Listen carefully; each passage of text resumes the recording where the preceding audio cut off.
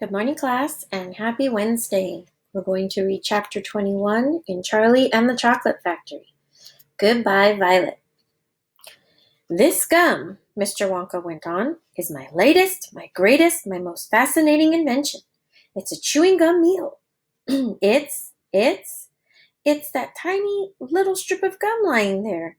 And it's a whole three-course dinner, all by itself. What sort of nonsense is this? Said one of the fathers. My dear sir, cried Mr. Wonka, when I start selling this gum in the shops, it will change everything. It will be the end of all kitchens and all cooking. There will be no more marketing to do, no more buying of meat and groceries. There will be no knives and forks at meal times, no plates, no washing up, no garbage, no mess. Just a little strip of Wonka's magic chewing gum, and that's all you'll ever need at breakfast, lunch, and supper. This piece of gum I've just made happens to be tomato soup, roast beef, and blueberry pie. But you can have almost anything you want. What do you mean it's tomato soup, roast beef, and blueberry pie? Said Violet Beauregard. If you were to start chewing it, said Mr. Wonka, then that is exactly what you would get on the menu. It's absolutely amazing. You can actually feel the food going down your throat and into your tummy. And you can taste it perfectly. And it fills you up. It satisfies you. It's terrific.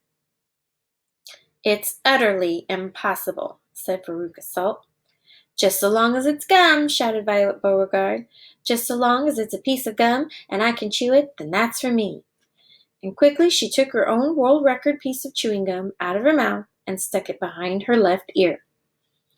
Come on, Mr. Wonka, she said. Hand over this magic gum of yours, and we'll see if the thing works. Now, Violet, said Mrs. Beauregard, her mother, don't let's do anything silly, Violet. I want the gum, Violet said obstinately. What's so silly? I would rather you didn't take it, Mr. Wonka told her gently. You see, I haven't got it quite right yet. There are still one or two things. Oh, to heck with that, said Violet. And suddenly, before Mr. Wonka could stop her, she shot out a fat hand and grabbed the stick of gum out of the little drawer and popped it into her mouth. At once, her huge, well-trained jaw started chewing away on it like a pair of tongs. Don't, said Mr. Wonka. Fabulous, shouted Violet. It's tomato soup. It's hot and creamy and delicious. I can feel it running down my throat. Stop, said Mr. Wonka.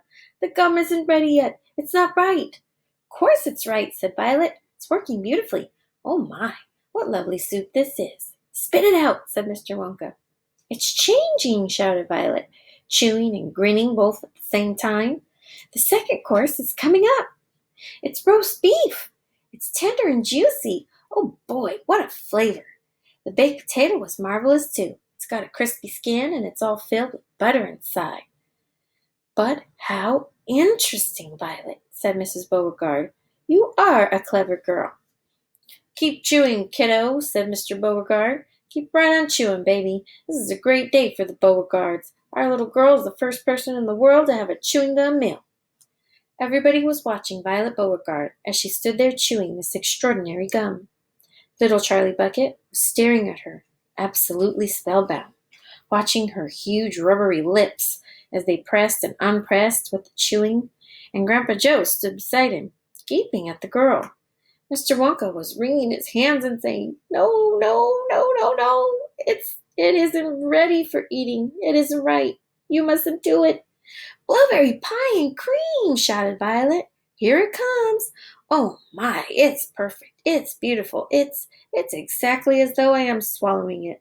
It's as though I'm chewing and swallowing great big spoonfuls of the most marvelous blueberry pie in the world. Good heavens, girl, shrieked Mrs. Beauregard, suddenly staring at Violet. What's happening to your nose? Oh, be quiet, Mother, and let me finish, said Violet. It's turning blue, screamed Mrs. Beauregard. Your nose is turning blue as a blueberry.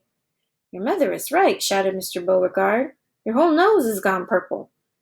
What do you mean? Said Violet, still chewing away. Your cheeks, screamed Mrs. Beauregard. They're turning blue as well. So is your chin. Your whole face is turning blue. Spit that gum out at once, ordered Mr. Beauregard. Mercy! Save us! Yelled Mrs. Beauregard. The girl's going blue and purple all over. Even her hair is changing color. Violet, you're turning violet, Violet. What is happening to you? I told you I hadn't got it quite right, said Mr. Wonka, shaking his head sadly. I'll say you haven't, cried Mrs. Beauregard. Just look at the girl now. Everybody was staring at Violet, and what a terrible, peculiar sight she was. Her face and hands and legs and neck, in fact, the skin all over her body, as well as her great big mop of curly hair, had turned a brilliant purplish blue, the color of blueberry juice. It always goes wrong when we come to the dessert, sighed Mr. Wonka. It's the blueberry pie that does it, but I'll get it right one day. You wait and see. Violet, screamed Mrs. Beauregard, you're swelling up. I feel sick, Violet said. You're swelling up, screamed Mrs. Beauregard again. I feel most peculiar, gasped Violet. I'm not surprised, said Mr. Beauregard. Great heavens, girl, screeched Mrs. Beauregard. You're blowing up like a balloon. Like a blueberry, said Mr. Wonka. Call a doctor, shouted Mr. Beauregard. Prick her with a pin, said one of the other fathers. Save her, cried Mrs. Beauregard, wringing her hands. But there was no saving her now.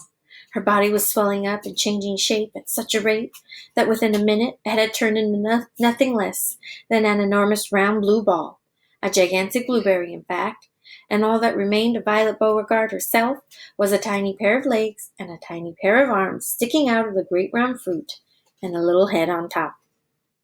It always happens like that, sighed Mr. Wonka. I've tried it 20 times in the testing room on 20 Oompa Loompas, and every one of them finished up as a blueberry. It's most annoying. I just can't understand it. But I don't want a blueberry for a daughter, yelled Mrs. Beauregard. Put her back to what she was this instant. Mr. Wonka clicked his fingers, and 10 Oompa Loompas appeared immediately at his side. Roll Miss Beauregard into the boat, he said to them, and take her along to the juicing room at once. The juicing room? Cried Mrs. Beauregard. What are they going to do to her there? Squeeze her, said Mr. Wonka. Gotta squeeze the juice out of her immediately. After that, we'll just have to see how she comes out. But don't worry, my dear Mrs. Beauregard. We'll get her repaired if it's the last thing we do. I am sorry about it all. I really am. Already the 10 Oompa Loompas were rolling the enormous blueberry across the floor of the inventing room, toward the door that led to the chocolate river where the boat was waiting. Mr. and Mrs. Beauregard hurried after them. The rest of the party, including little Charlie Bucket and Grandpa Joe, stood absolutely still and watched them go. Listen, whispered Charlie. Listen, Grandpa. The Oompa Loompas in the boat outside are starting to sing. The voices, 100 of them singing together, came loud and clear into the room. Dear friends, we surely all agree there's almost nothing worse to see than some repulsive little bum who's always chewing gum. It's very near as bad as those who sit around and pick their nose.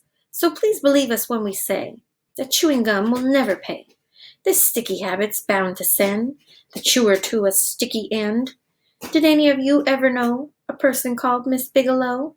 This dreadful woman saw no wrong in chewing all day long. She chewed while bathing in the tub. She chewed while dancing at her club. She chewed in church and on the bus. It really was quite ludicrous. And when she couldn't find her gum, she'd chew up the linoleum, or anything that happened near, a pair of boots, postman's ear, or other people's underclothes. And when she chewed her boyfriend's nose, she went on chewing till at last her chewing muscles grew so fast that from her face her giant chin stuck out just like a violin. For years and years she chewed away, consuming 50 packs a day, until one summer's eve, alas, a horrid business came to pass. Miss Bigelow went late to bed. For half an hour she lay and read, chewing and chewing all the while, like some great crocodile. At last she put her gum away upon a special little tray, and settled back and went to sleep.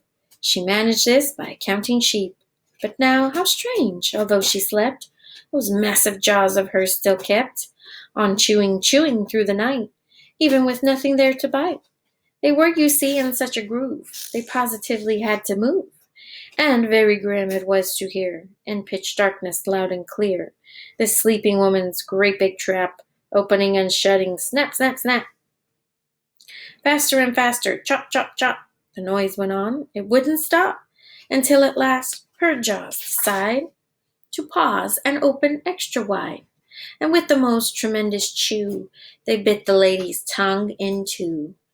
Thereafter, just from chewing gum, Miss Bigelow was always dumb, and spent her life shut up in some disgusting sanatorium. And that is why we'll try so hard to save Miss Violet Beauregard from suffering an equal fate. She's still quite young, it's not too late, provided she survives the cure. We hope she does. We can't be sure. End of chapter 21. Tomorrow we will read chapter 22, Along the Corridor. Until then, have a wonderful Wednesday, boys and girls. Bye for now.